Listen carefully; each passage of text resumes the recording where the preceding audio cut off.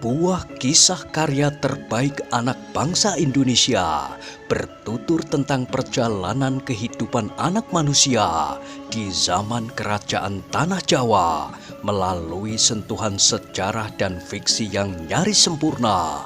Dengan bangga kami persembahkan satu di antara karya terbaik dari Eza Mintarja yang berjudul Jejak di Balik Kabut. Pada kesempatan yang sangat baik ini, kita masuk pada episode yang ke-155. Selamat menikmati.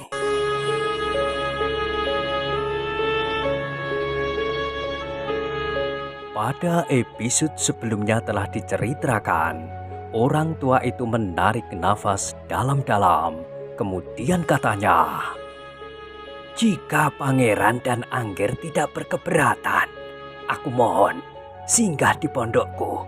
Sederhana sekali, tetapi lebih rapat dari gubuk yang Pangeran buat beberapa puluh patok di urutan sungai ini." Ki Ajar sudah melihat gubuk ketepe yang kami buat. Aku melihat bagaimana Pangeran membuatnya. Wijang menarik nafas dalam-dalam. Sementara itu orang tua itu pun berkata, "Aku juga tidak menyalahkan Pangeran jika Pangeran masih mencurigai aku." Wijang termangu-mangu sejenak, namun kemudian ia pun berpaling kepada Paksi Pamekasan sambil berkata, "Marilah kita singgah di pondok Ki Ajar Permati. Jika Pangeran dan Angger bersedia, pondokku sudah tidak terlalu jauh lagi. Tinggal menguak hutan di seberang dataran terbuka ini, maka Pangeran akan menemukan sebuah halaman yang menurut ukuran rumah di Padukuhan terlalu luas. Tetapi di hutan ini, sebidang tanah seluas itu tidak berarti apa-apa." "Baiklah Ki Ajar, kami akan singgah." "Terima kasih Pangeran. Aku tidak pernah bermimpi bahwa seorang pangeran akan menginjakkan kakinya di pondokku yang terasing ini." Ki Ajar pun kemudian berjalan mendahului Pangeran Benowo dan Paksi Pamekasan, sementara keduanya mengikut saja di belakangnya. Meskipun demikian keduanya pun tetap saja berhati-hati. Banyak kemungkinan dapat terjadi, bahkan mungkin di luar dugaan mereka. Demikianlah, maka sejenak kemudian Ki Ajar telah menyusup memasuki hutan yang lebat. Namun agaknya Ki Ajar sudah terlalu biasa berjalan melintasi hutan itu, sehingga ia tahu pasti di mana kakinya harus menginjak. Sementara itu, Wijang dan Paksi Pamekasan mengikut saja di belakangnya.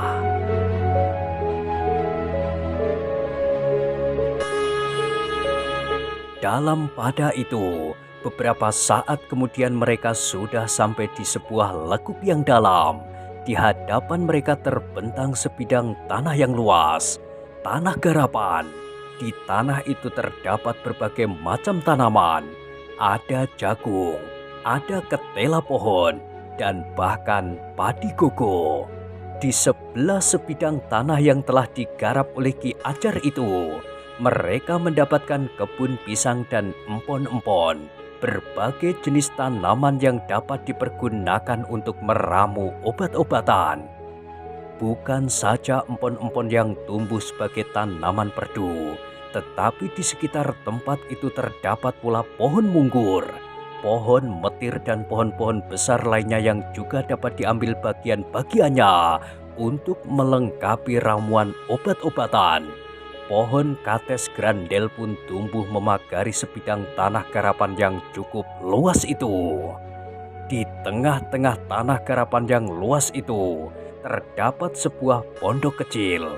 Memang sederhana, tetapi seperti yang dikatakan oleh Ki Ajar Permati, bahkan pondoknya lebih rapat dari gubuk yang dibuat oleh Wijang dan Paksi Pamekasan. Sejenak kemudian maka Ki Ajar pun mempersilahkan Wijang dan Paksi Pamekasan untuk masuk ke dalam pondok sederhananya. Menilik perabot yang ada, agaknya Ki Ajar Permati memang hidup sendiri.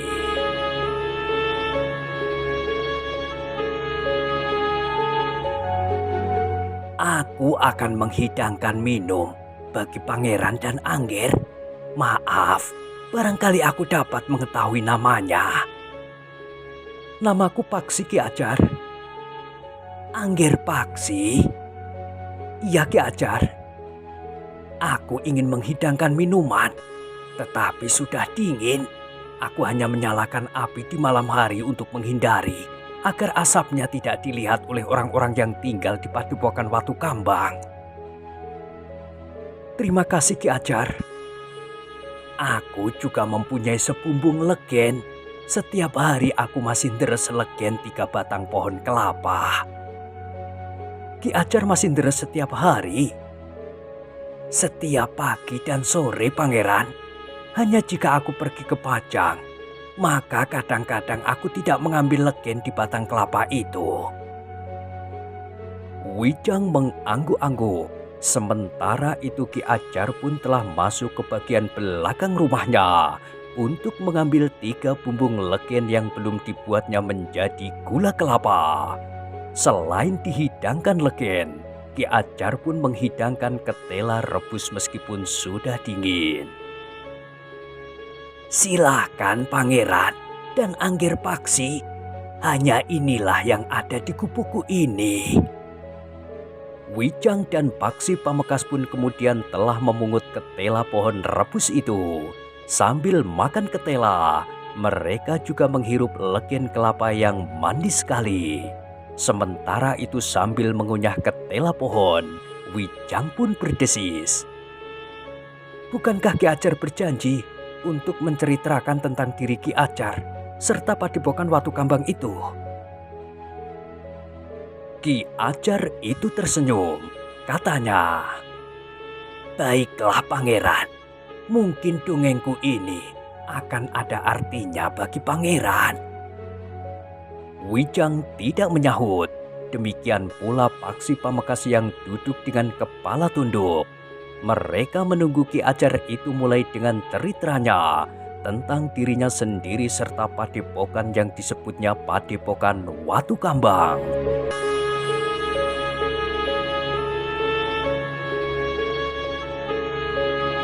Pangeran dan Angger Paksi, berkata Ki Ajar Permati, dahulu, beberapa tahun yang lalu, aku adalah pemimpin Padepokan Watu Kambang itu.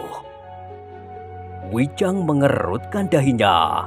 Hampir di luar sadarnya ia pun bertanya, apakah Ki Ajar mewariskannya kepada Ki Gede Lenglengan yang sekarang memimpin Padepokan itu? Tidak, Pangeran.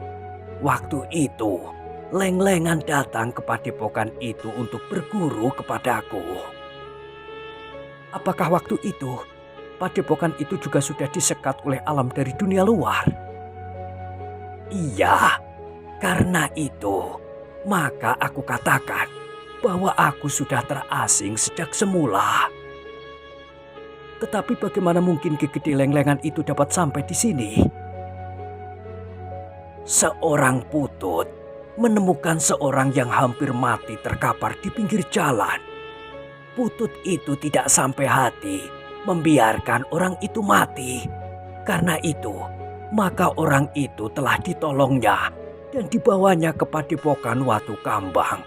Padepokan kecil yang hanya mempunyai beberapa orang cantrik saja. Pemimpinnya adalah Ki Ajar Permati. Iya, aku memimpin padepokan kecil yang terpisah dari kehidupan ramai. Tetapi aku sama sekali tidak bermaksud bersembunyi atau memisahkan diri dari pergaulan hidup. Aku, para putut, dan cantrik yang jumlahnya hanya beberapa orang itu ingin ketenangan. Di sini ketenangan itu kami dapatkan. Ki Ajar itu berhenti sejenak, lalu katanya, tetapi kedatangan Lenglengan telah mengusik ketenangan di sini.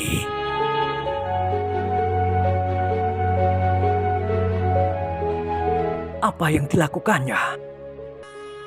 Ketika ia sudah menjadi berangsur baik, maka niat buruknya telah timbul.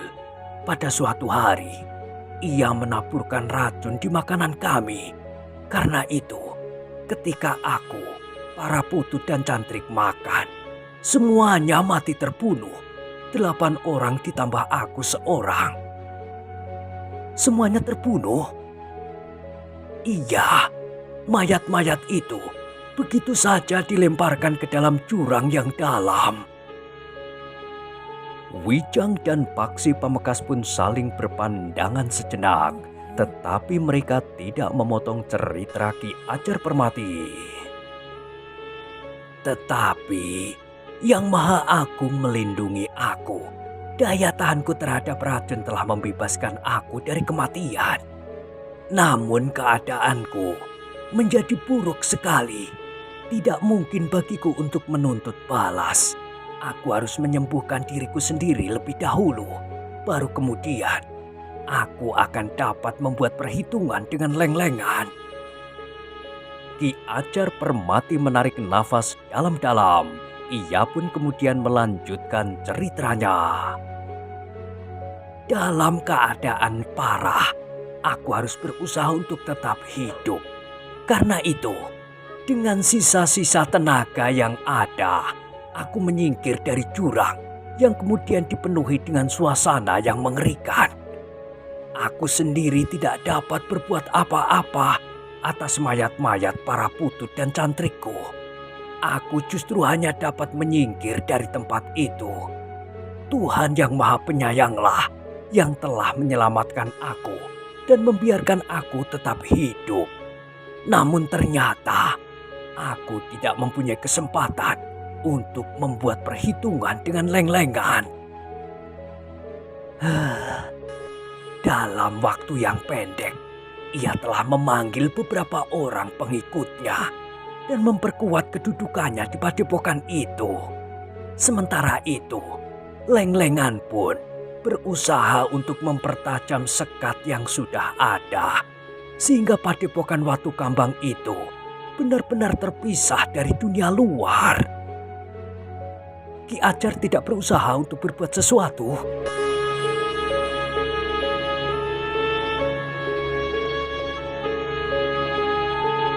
Ki Ajar Permati itu menarik nafas dalam-dalam. Katanya, "Tidak ada yang dapat aku lakukan, Pangeran. Setelah aku benar-benar sembuh dan kuat, kedudukan Lenglengan pun semakin kuat pula. Karena itu, aku merasa lebih baik membiarkannya. Namun rasa-rasanya, aku tidak sampai hati untuk melepaskan begitu saja padepokan itu, sehingga aku mengawasinya dari tempat ini." Bukankah itu sama artinya Ki Ajar Permati membiarkan benalu tumbuh dan berkembang di tubuh Pajang? Aku merasakannya sebagai satu dosa yang besar. Tetapi aku tidak dapat berbuat banyak.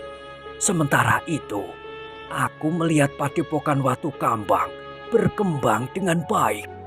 Sawahnya menjadi semakin luas, pategalan, padang rumput untuk menggembalakan ternak yang jumlahnya semakin banyak, kolam ikan, dan perkembangan yang lain. Tetapi dengan demikian, justru Ki Ajar tahu bahwa kedudukan Ki Gede Lenglengan menjadi semakin kuat. Bahkan kemudian, padepokan itu menjadi tempat untuk menempa apa yang mereka sebut angkatan mendatang dari para pengikut Haryo Wisoko. Mereka pun mempunyai cara tersendiri untuk mengumpulkan uang yang mereka pergunakan untuk membiayai padepokan mereka. Cara yang tidak ubahnya dengan cara sekelompok perampok.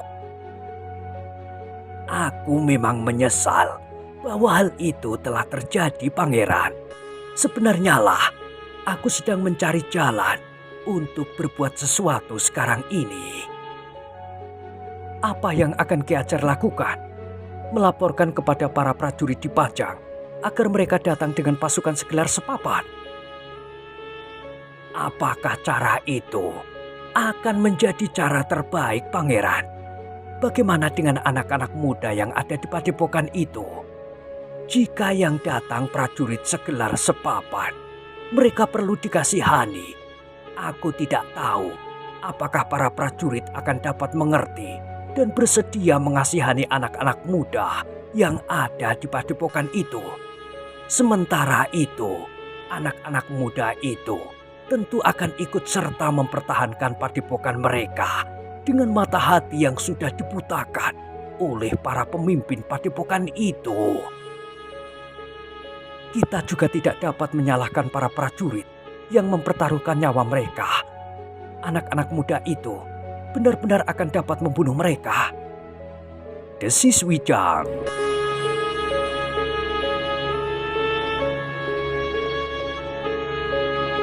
Karena itu, aku belum berbuat apa-apa selain mengawasi padepokan itu. Terus terang Ki Ajar, Paksi Pamekas pun sedang mencari adiknya yang agaknya telah tersuruh ke dalam padepokan itu. Ki Ajar Permati itu pun mengerutkan dahinya. Dipandanginya Paksi Pamekas dengan seksama. Dengan nada berat ia pun berkata, "Bagaimana hal itu dapat terjadi, Nger?" Paksi Pamekas menarik nafas dalam-dalam. Dengan agak ragu ia pun berkata, "Ayahku memang menyerahkan adikku ke dalam lingkungan mereka." Oh, Ki Ajar Permati mengangguk-angguk. Apakah ayah Angger termasuk seorang pengikut Aryo Wisoko? Ya Ki Ajar, jawab Paksi Pamekas. Ayahku adalah Ki Tumenggung Sarpabiwada.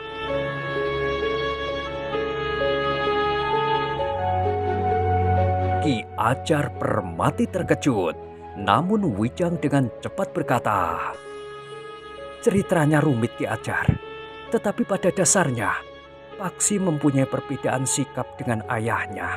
Bahkan ayahnya telah merencanakan dengan sungguh-sungguh untuk menyingkirkan Paksi dalam arti yang sedalam-dalamnya." Membunuh maksud pangeran? Iya, Ki Tumenggung memang berniat untuk membunuh Paksi. Sementara itu, Ki Tumenggung telah menyerahkan anaknya yang lain untuk menjadi bagian dari angkatan mendatang. Ki Ajar Permati itu menarik nafas dalam-dalam.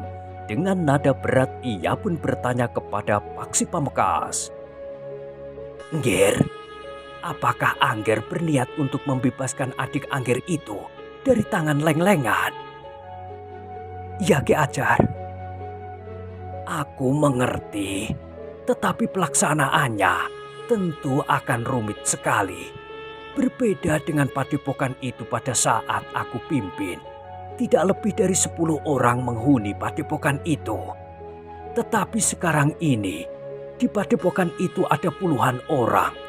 Bahkan pada saat-saat terakhir ini, ada sekelompok lagi orang yang datang ke padepokan itu.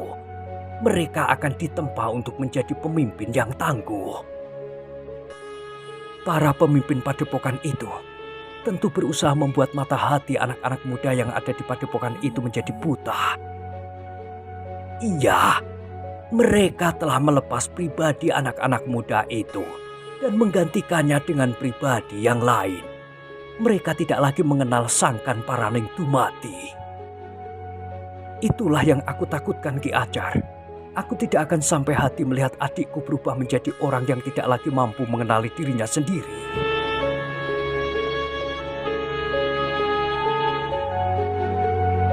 Ki Ajar Permati menarik nafas dalam-dalam. Katanya dengan nada ragu, "Tetapi Angger Paksi harus sabar dan sangat berhati-hati. Ayahanda berpesan, jika kami menemukan padepokan itu, kami diharuskan kembali untuk mengambil pasukan segelar sepapan. Tetapi dengan demikian, kematian akan mewarnai padepokan itu. Setiap perlawanan tentu akan ditumpas habis-habisan oleh para prajurit yang sudah terlalu lama berperang dengan para pengikut Paman Haryo Wisoko." Sahut Pangeran Benowo. Ki Ajar Permati mengangguk-angguk. Katanya, "Mungkin sekali Pangeran, tetapi tanpa kekuatan yang cukup, Sulit sekali kita dapat masuk ke dalamnya, apalagi untuk mengambil seorang murid dari padepokan itu. Ya Ki Ajar, desis Paksi Pamekasan. Apakah sampai saat terakhir Angger Paksi bertemu dengan adik Angger itu masih yakin bahwa adik Angger akan bersedia mengikuti Angger Paksi? Memang tidak Ki Ajar. Bahkan adikku itu sudah kehilangan sebagian dari pribadinya. Ia sudah mengancam akan membunuhku. Bahkan untuk membebaskan diri, ia tidak segan-segan mengancam adik perempuannya untuk membunuhnya. Dan bahkan kemudian menyeretnya ke tempat yang tidak seharusnya. Sehingga hampir saja adik perempuannya yang kemudian pingsan menjadi sasaran kegilaan beberapa orang anak muda. Oh, Ki Ajar menarik nafas dalam-dalam. Memang, dengan demikian kami sadari bahwa untuk mengeluarkan anak itu dari padepokan akan sangat sulit sekali. Tetapi jika persoalannya kami serahkan kepada prajurit segelar sepapan, mungkin anak itu akan ikut terbunuh karena ia akan memberikan perlawanan membabi buta. Ki Ajar itu mengangguk-angguk. Katanya, "Baiklah Angger, sebaiknya Angger tidak tergesa-gesa. Kita akan mencoba mengamati padepokan itu sampai beberapa hari. Baru kemudian kita akan mengambil kesimpulan." "Baik Ki Ajar," jawab Paksi Pamekasan. "Nah, selama ini kalian dapat tinggal bersamaku di sini." "Terima kasih Ki Ajar, tetapi kami sudah mempunyai gubuk sendiri. Besok kami akan memperbaiki gubuk kami agar jika hujan, air tidak tumpah ke dalamnya."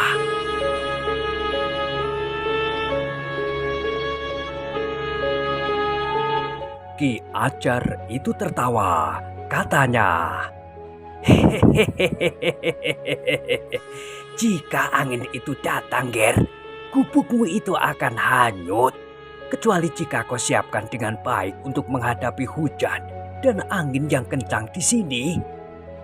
Paksi Pamekasan mengerutkan dahinya, sementara Wijang pun berkata, "Bukankah di sini banyak pohon bambu yang dapat kami pergunakan?"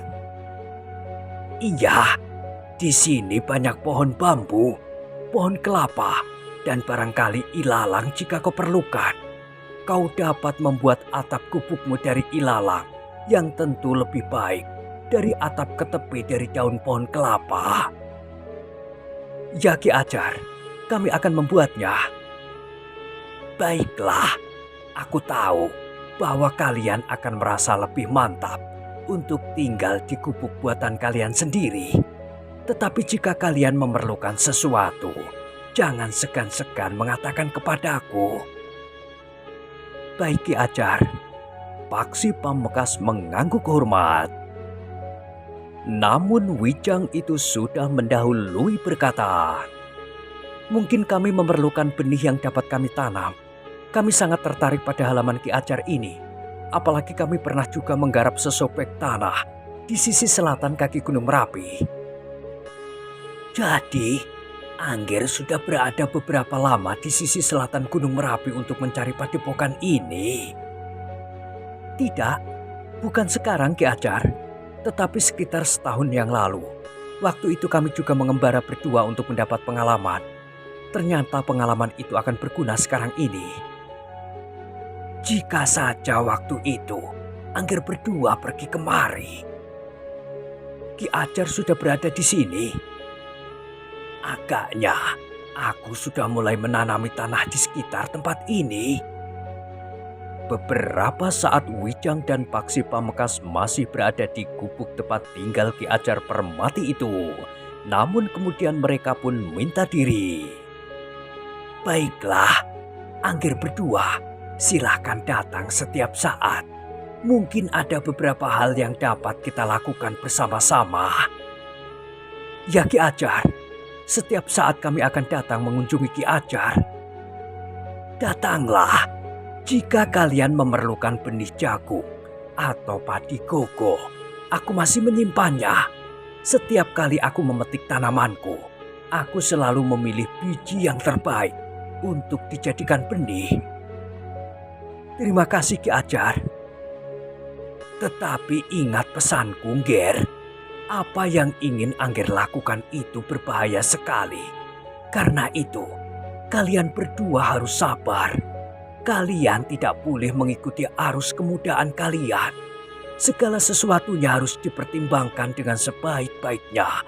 Bahwa kalian dapat memasuki lingkungan ini sudah merupakan suatu keberhasilan yang dapat kalian banggakan. Baik Ki Ajar, jawab Wijang. Kami akan berusaha bersabar. Setiap kali kami akan minta petunjuk pada Ki Ajar Permati.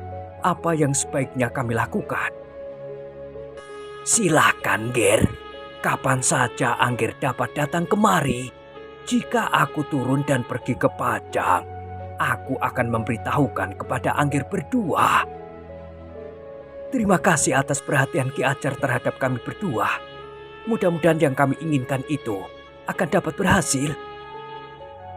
Mudah-mudahan, Ger, kita akan mengamati keadaan dengan cermat agar kita dapat mengambil langkah terbaik.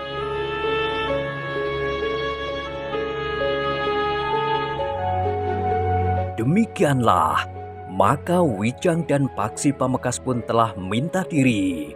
Teka-teki tentang patok batu padas di tebing dan bekas-bekas sentuhan tangan telah dapat mereka pecahkan. Bahkan mereka telah menemukan seseorang yang akan bersedia membantu mereka. Namun keduanya masih belum tahu sejauh mana Ki Ajar Permati itu akan ikut berusaha untuk membebaskan adik laki-laki Paksi Pamekasan yang telah terjerat ke dalam padepokan itu. Dalam pada itu di hari berikutnya, Wijang dan Paksi Pamekasan telah bekerja keras memperbaiki gubuk mereka. Mereka menebang beberapa batang bambu apus yang liat itu, beberapa bambu wulung yang juga terdapat di tempat itu untuk tiang dan kerangka bangunannya. Sementara itu keduanya juga harus menebas batang ilalang untuk dikeringkan. Batang ilalang itu memang akan dapat dibuat atap yang lebih baik dari anyaman daun kelapa. Apalagi mereka akan lebih mudah untuk mendapatkan ilalang daripada daun kelapa. Meskipun di sepanjang sungai kecil itu terdapat banyak pohon kelapa. Kita harus berhati-hati. Jangan sampai ada penanda kerja kita di sini yang hanyut di aliran sungai itu. Jika para cantrik di padepokan itu menemukan sesuatu yang menarik perhatian mereka di aliran sungai itu, mungkin mereka akan menelusurinya untuk mencari dari manakah benda-benda yang mereka ketemukan itu. Pesan Wijang kepada Paksi. Paksi Pamekasan mengangguk-angguk. Ia memang tidak membuang sesuatu ke bawah tebing yang mungkin akan dapat hanyut di bawah aliran sungai.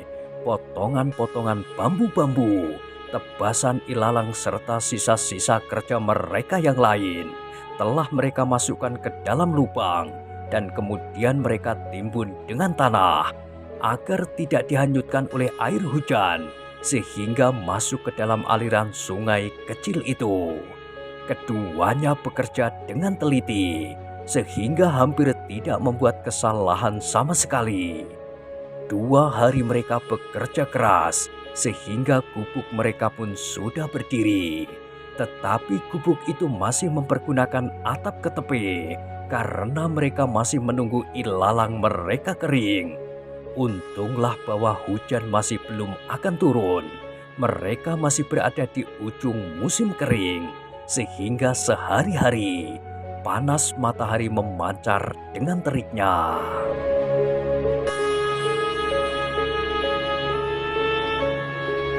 Ki Ajar Permati seakan-akan selalu menunggui Wijang dan Paksi Pamekasan yang sibuk dengan gubuknya. Bahkan Ki Ajar Permati dapat memberikan beberapa petunjuk berdasarkan pengalaman Ki Ajar sendiri selama berada di kaki Gunung Merapi. Sambil membuat gubuk, Wijang dan Paksi Pamekasan juga berusaha untuk menemukan tempat terbaik bagi rencana mereka, membuka sebidang ladang kecil untuk mendukung keberadaan mereka di tempat itu. Menurut perhitungan mereka, maka mereka berdua akan memerlukan waktu yang agak lama untuk dapat membebaskan adik laki-laki Paksi Pamekasan sesuai dengan pesan Ki Ajar Permati agar mereka berusaha dengan sabar. Mungkin tidak hanya hitungan pekan, tetapi hitungan bulan. Jika kita menanam jagung dan padi gogo sekarang, maka dalam waktu 3 bulan lagi, kita sudah akan dapat memetik hasilnya.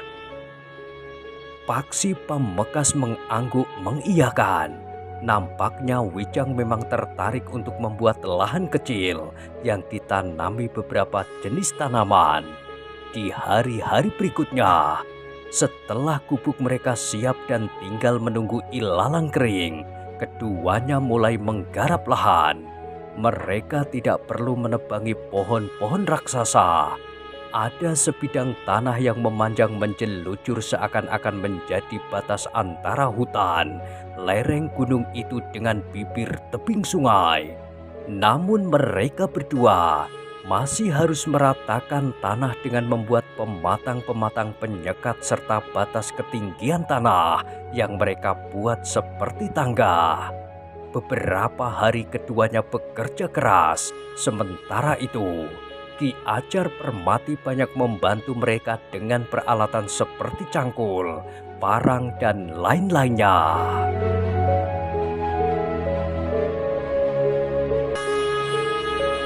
Di samping itu, seperti yang dijanjikan, maka Ki Ajar pun telah memberikan benih untuk ditanam oleh Wijang dan Paksi Pamekasan. Dalam pada itu, selain makan buah-buahan yang mereka petik di hutan itu, Ki Ajar pun telah memberikan ketela pohon dan jagung bagi keduanya.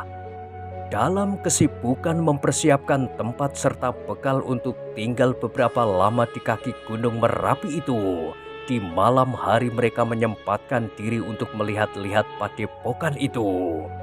Tetapi apa yang mereka lihat hari ini dan sepekan kemudian sama sekali tidak ada perubahannya. Paksi Pamekasan pun masih belum sempat melihat adiknya di antara para cantrik di padepokan itu.